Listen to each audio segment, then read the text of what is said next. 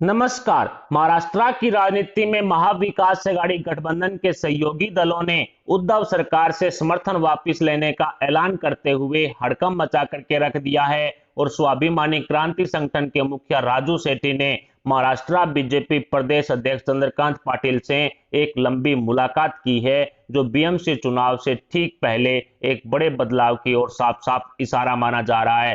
दूसरी तरफ भारतीय जनता पार्टी के केंद्रीय राज्य मंत्री दानवे ने शिवसेना के 25 विधायकों में उद्धव सरकार के खिलाफ रोष व्याप्त होने की बात कही है और जल्द ही शिवसेना के 25 विधायकों द्वारा बीजेपी ज्वाइन करने का दावा भी किया गया है और बीएमसी चुनाव से ठीक पहले शिवसेना को लगने वाला यह दूसरा बड़ा झटका हो सकता है।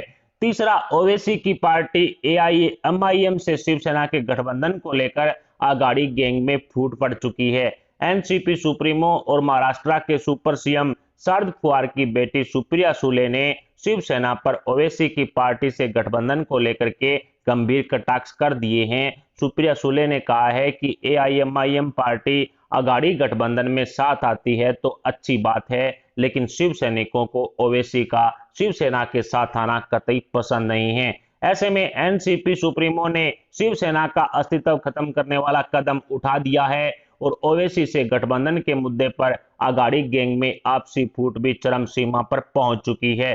शिवसेना प्रवक्ता संजय राउत की तरफ से कहा गया है कि सर कट जाएगा, लेकिन शिवसेना कभी भी अपने पूरे जीवन काल में ओवैसी के साथ नहीं जाएगी।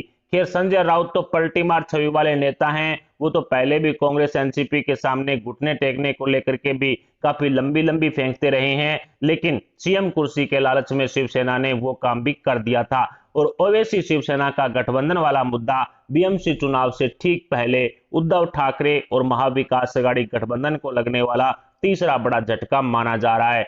चौथा बड़ा मुद्दा उद्धव सरकार के मंत्रियों द्वारा किए गए भ्रष्टाचारों का है, जिसके अंतर्गत उद्धव सरकार के पूर्व गृह मंत्री अनिल देशमुख और एनसीपी नेता नवाब मलिक जेल की सलाखों के पीछे जा चुके हैं। उद्धव सरकार के भ्रष्ट मंत्रियों के जेल में बंद होने से शिवसेना की छवि पर और महाविकास आघाड़ी गैंग पर काफी बुरा असर पड़ रहा है, जो बीएमसी चुनाव से ठीक पहले उद्धव ठाकरे और आघाड़ी गैंग को लगने वाला चौथा बड़ा झटका साबित होने का अनुमान है। पांचवें बड़े मुद्दे के अनुसार महाविकास आघाड़ी गठबंधन में चाचा भतीजा के बीच में पड़ी दरार किसी से छुपी हुई नहीं है। उप मुख्यमंत्री अजित पवार और शरद पवार के बीच में लगातार विरोधाभास की स्थिति बनी हुई है, जिसके परिणाम स्वरूप अजित पवार ने उद्धव सरकार के खिलाफ कई बार बयानबाजी भी की है और बीजेपी नेताओं के साथ अजित पवार की बढ़ रही नजदीकियों के कारण आघाड़ी गैंग को बीएमसी चुनाव में पांचवा बड़ा झटका लग सकता है। और सबसे ताजा, शिवसेना के उप नेता रघुनाथ कुचिक पर एक लड़की ने जबरन शारीरिक संबंध बनाने का आरोप लगाया है, जिसको बीएमसी चुनाव में विपक्ष एक बड़ा मुद्दा भी बना सकता है, जो शिवसेना की छवि को धूमिल करेगा।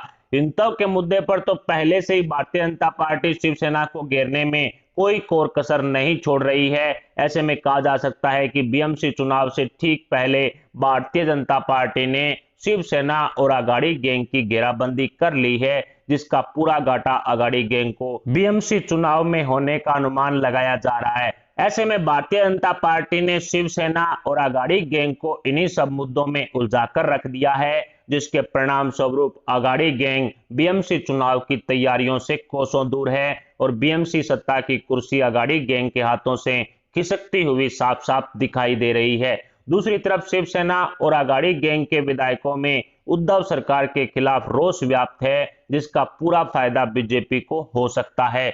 288 सीटों वाली महाराष्ट्र विधानसभा में बहुमत के लिए 145 का जादुई आंकड़ा चाहिए, जिसमें से शिवसेना के 56, एनसीपी के 54, कांग्रेस के 44 विधायकों ने मिलकर के बहुमत साबित किया था। लेकिन पिछले 28 महीनों में परिस्थितियां काफी बदल चुकी है।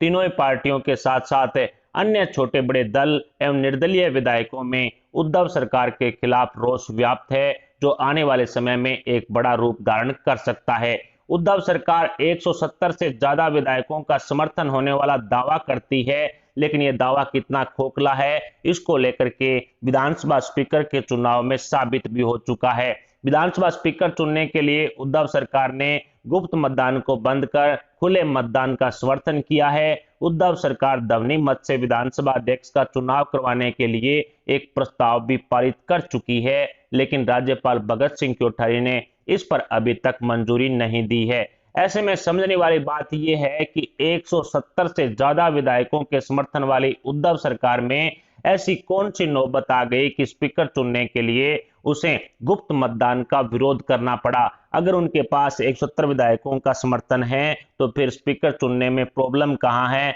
वो गुप्त मतदान के जरिए विधानसभा का अध्यक्ष चुन सकते हैं। लेकिन उद्धव ठाकरे डरे हुए हैं, एनसीपी सुप्रीमो डरे हुए हैं कि उनके विधायकों में उद्धव सरकार के खिलाफ रोष व्याप्त है। इसलिए यदि गुप्त मतदान से विधानसभा स्पीकर का चुनाव करवाया गया तो फिर ये विधायक उद्धव ठाकरे को बड़ा झटका दे सकते हैं और डरा धमका करके ध्वनि मत से स्पीकर चुनने के लिए प्रस्ताव पारित करने वाला फैसला भी उद्धव सरकार को लेना पड़ा है। खैर, राजनीति में ऊंट किस करवट बैठेगा इसका अनुमान पहले नहीं लगाया जा सकता, लेकिन वक्त के साथ ऊंट बैठने के बाद ही भरोसा किया जा सकता है। यह तय है कि महाविकास अघाड़ी गठबंधन में महानायकों को अपने विधायकों पर कतई भरोसा नहीं है। भारतीय जनता पार्टी ने अघाड़ी गैंग और शिवसेना की घेराबंदी कर ली है और अब अघाड़ी गैंग के सभी नेता, चाहे वो शिवसेना के हों चाहे वो एनसीपी के हों, वो इन्हीं मुद्दों में उलझ कर रह जाएंगे और भारतीय जनता पार्टी बीएमसी चुनाव में जो उनके सत्ता की गद्दी पर कब्जा करने के लिए पूरी तैयारियां कस चुकी है। एमएनएस प्रमुख राज ठाकरे के साथ भी इनका गठबंधन होने की चर्चाएं हैं वो लगातार तेज है। फिलहाल अघाड़ी गैंग और शिवसेना में बीजेपी की सेंधमारी को लेकर जो दावा किया जा रहा है उस पर आपको कितना भरोसा है? बीएमसी चुनाव में कौन जीतेगा? इस पर भी आप अपने विचार हमें कमेंट बॉक्स में जरूर बताएं। साथ ही वीडियो को लाइक करके हमारे चैनल को सब्सक्राइब जरूर कर लें। अभी के लिए इतना ही, मिलते हैं अगली बड़ी अपडेट अगली न्यूज के साथ। तब तक के लिए जय हिंद, जय भारत।